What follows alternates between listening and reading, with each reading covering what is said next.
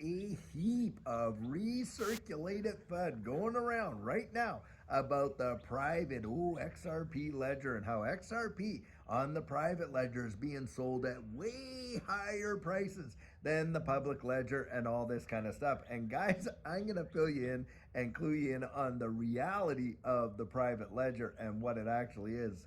Hold on. Wow, the birds are really singing up a really nice song over there.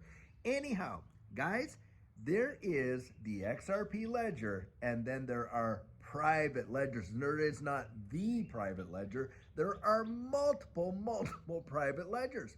And that is the business that Ripple actually does. You see, Ripple is the #1 developer for nation states in the evolution of their money in developing central bank digital currencies. Those are private ledgers. And they normally deal with major institutions and banks. And Brad Garlinghouse has certainly come out and shared this openly. This is not a secret. It's not hidden. It's not anything like it. And how they actually operate is they literally go and develop private ledgers, which those transactions are private and need to be private.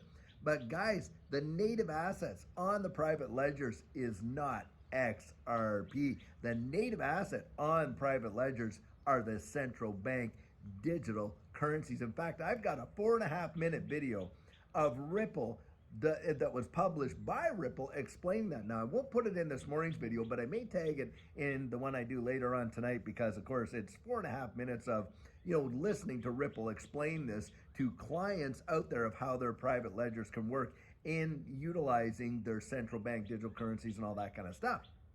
Now, XRP, can it be used on private ledgers? Oh, yeah, sure it can. But guys, it is the bridge asset between the private ledgers, between the private and the public ledger. XRP is that bridge asset. And that's where we can actually see one of the biggest problem solvers the world has ever seen. And that is the doing away with Nostro Vostro accounts with central banks and other banks around the wide world, because now we can use on-demand liquidity. But again, having said this, the price of XRP is not a different price on the private ledger than it is the public ledger. Now, use this analogy. Think this common sense through. If a bank or financial institution could go out there and they're buying XRP on private ledgers into the multiple thousands of dollars, that's what these FUDsters are reporting, then that makes 0 cents, guys. 0 cents. Why? Because they could literally go, like you and I can, to the public ledger and purchase XRP at $2 and whatever it is, and in some cases lower, because they're making contract sales through over-the-counter trading. Now, if you don't know why the price doesn't move when whales are buying, usually it's due to OTC and other mechanisms of trading, and that's why it's important to understand how markets actually work. And it's not just the XRP market, it's every market. In the traditional markets, over-the-counter trading has been going on for decades upon decades.